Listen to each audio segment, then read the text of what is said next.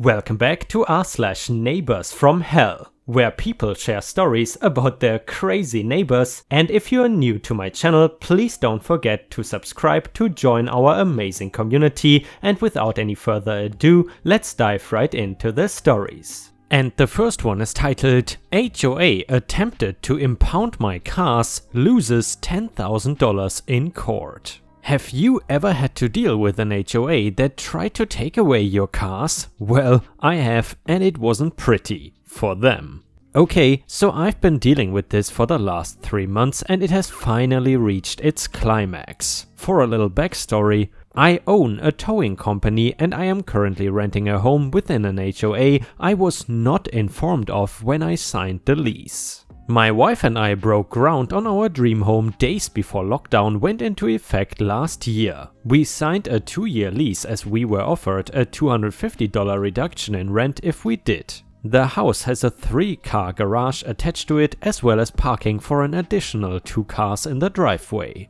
I keep my tow truck in the driveway or parked on the street in front of the house as it is classified as an emergency vehicle by the state and not merely a commercial vehicle. This means it is not against the HOA to have it in the neighborhood.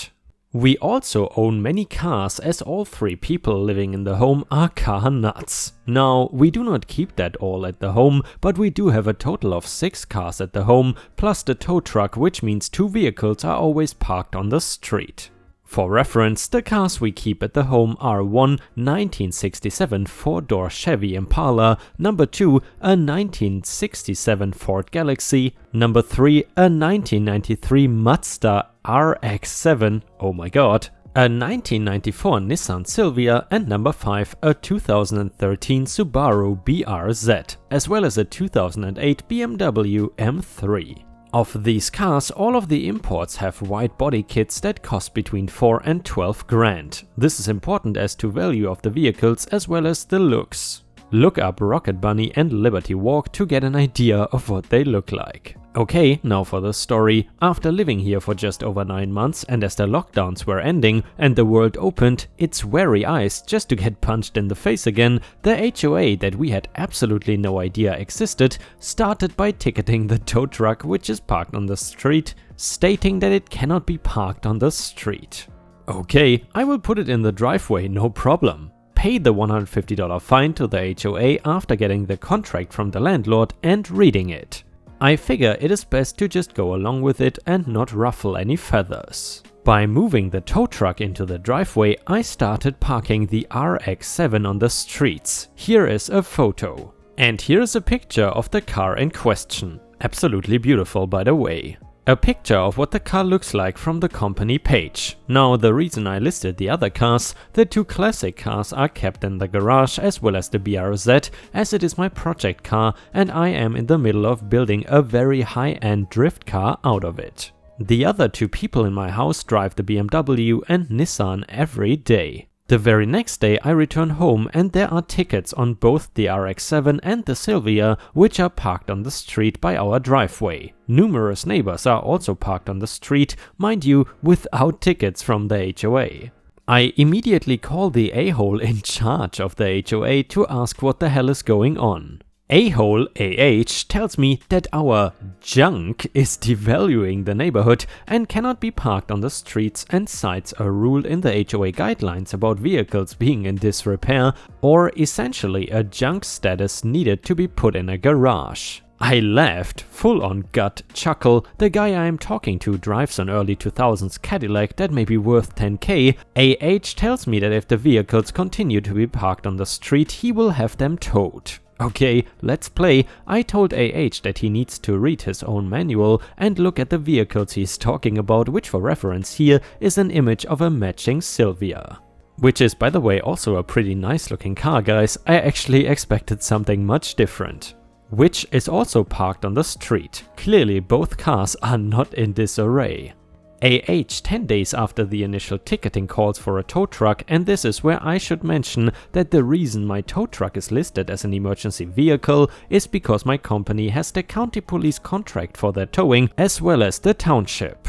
When Small Guy Towing SG shows up to impound my vehicles, I am not home. I get a call from SG that he has been sent to impound my cars. We know each other from the businesses we operate, and I often kick him work when we are holding over a 90-minute ETA to not upset customers. SG tells me that he has to tow my cars due to his contract with the HOA, but he doesn't have a truck that can tow these lowered cars without damaging them. SG asks me to come home and remove the bumpers so they will go on his truck. I told SG that it wasn't going to happen and I would hate to look for other guy towing to send overflow work to while we see how the courts feel about the impounding and potential damages to the cars. SG wisely decides to not tow the vehicles. Now this was October of 2020, since then SG has called me dozens of times about AH calling him repeatedly to tow the vehicles. SG telling AH that the only company in the area that can tow these vehicles is my own company. Finally, on July 5th, AH calls my company to impound my cars. Okay, no problem. I sent 3 of my guys over in the shop pickup to drive my cars back to the shop where they were parked and kept for the last month. The wife started driving the Impala regularly as it is summer. Friday we went to small claims court as I sued the HOA for towing costs $250 per vehicle, as well as storage on each vehicle $62 per day each, and an additional $3,000 for inconveniences due to not having the cars for daily transportation. Add on an additional $1,500 for lawyer fees. After roughly 5 minutes the judge asks for photos from AH of the cars. AH gives the judge photos. The judge comments on how nice the cars are and they are clearly not in disarray. I thank the judge and ask him if he can see the Cadillac parked on the street way in the background of the photo, as well as the other 5 or 6 cars in frame. The judge affirms this and asks AH about these cars. AH states that they are not in violation and even cuffs up that the Cadillac is his car. The judge smiles a toothy grin and confesses to being a car guy and estimates that each of the 2 cars that have been impounded are worth $50,000 each and that AH's Cadillac would clearly be the eyesore of the community. The judge then dismisses the HOA claims and explicitly tells AH that he is not to tow any vehicles out of the neighborhood without police confirmation of their disarray or abandonment. The judge goes further and states that the HOA is in violation of the township ordinance as the streets are not private streets but belong to the township. The judge then grabs what I assume is a calculator and starts punching away. After about a minute and a half of pure silence, the judge looks up and says, "Okay, as stated before, AH's claim for the HOA has been dismissed. As for OP's countersuit, I will rule in favor in the amount of $10,100 and $65 in court costs to AH's HOA." AH lost his frickin' mind. AH went on a rant about communism and how the judge was the problem with this country and every other whack job theory you would hear on the internet. The judge warned AH twice and finally ordered him in contempt and invited him to have a weekend stay on the county's dime at the local jail. AH will be home tonight as the judge said to release him at 6 PM. The cars are back in their original spots and I cannot wait for the hand wave and grin as AH comes home this evening. And by the way, Ripe Stars, I know that many of my viewers are also lovers of older cars, and I would love to hear from you. What is your favorite car of all time? Or what is the car that you would really love to own? Let us know in the comments, and while you're at it, I would really appreciate if you could post a boatload of star emojis in the comments if you want to support my channel. Thank you so much in advance, your help is very much appreciated. The next one is titled Petty Revenge on New Neighbor. This happened to my girlfriend and I last June 2016 when we moved into our new house basement apartment. The move went flawlessly as we didn't have much furniture to haul and our friends helped us out. Since it took no time to move into our new place, we decided to grab some beer and order pizza for all of us. Keep in mind this is on the same day of the move and we didn't get the chance to greet our new neighbors as they were not home all day. We live in my girlfriend's cousin's basement and he didn't mind that his driveway was full of my friend's vehicles. Some needed to park on the road because the driveway was full. cars were parked in front of our house, so people who showed up late parked randomly on the street. All in all, it was a great night and we kept it pretty civil, making minimal noise for surround residents. The next day was a different story though, as my girlfriend came running in the house crying. I asked her what was wrong and she said the neighbor to the right of us approached her and scolded her. She said she was an inch away yelling in her face about people parking in front of her house. Apparently she didn't want people parking in front of her house because it is her property. I can smell the BS from here. I felt horrible as my girlfriend is not the aggressive type and would run away instead of retaliating. I gave her a hug and told her that everything would be okay, I was going to take care of this. Instead of firing shots back at my miserable neighbor, I decided to have my friends over again for the next 3 nights. Instructions were clear: even if my driveway was empty, I want you to park in front of my neighbor's house. Seeing as my friends and I smoke, we go outside and see my neighbor peering out her window staring at us and the vehicles parked in front of her house. I told my friends to keep eye contact, smile and wave at her while she was looking out the window. We did this every night and as soon as she saw us she closed the blinds. After this occurrence, my neighbor never bothered us again about parking in front of her house, which we rarely do now. I never got a chance to go over to my neighbor's house to say hello, but I think I made my point. I understand that we cannot park in your driveway or front lawn, but the road is city property and anyone can park there. Suck it. And the last one is a revenge bonus story from r/ripe stories posted by user justwork500. It is titled "False Complaint Leads to IT Automating a Karen Out of a Job." This is from a while ago, nearly 10 years. Backstory: I was contracted to a city with a population of about 160,000, a small government that was in the middle of addressing all the projects that got put off because of the 2008 economic crash. The IT department was contracted on site from one of the big ITO companies that specialize in state and local government. My role was a system technician. My role was desktop administrator, junior system admin, help desk, jack of all roles, and was the newest member of the team. I had worked for this site for about a year at the point these events happened. In my time there, I saved the project from going off the rails, being the only one that had any experience with Windows 7, and the city was migrating from XP to 7. I got them to commit to just deploying 64-bit, and did all the research to confirm if the applications used in each and all departments could be used on Windows 7 64-bit or not, and if not, what needed to be upgraded. This ultimately eliminated a number of costly licensed applications still being paid for that were no longer needed. This gave me a lot of positive visibility to the directors of each department, especially the Public Works department, but now onto the revenge. I receive a support request from an employee in the Public Works Maintenance Division. For this, I think Karen fits. The request was related to a relatively serious issue, reporting a black screen on her monitor. I immediately notice a few things from this ticket. First, it was submitted via email, which was interesting as users didn't have smartphones at the time, so no mobile email. It was also restricted to only work for specific team members. Secondly, the requester had a reputation for being rude and difficult and messy/dirty. Think when we moved her from her old desk to a new cubicle, we found a Tupperware of moldy food.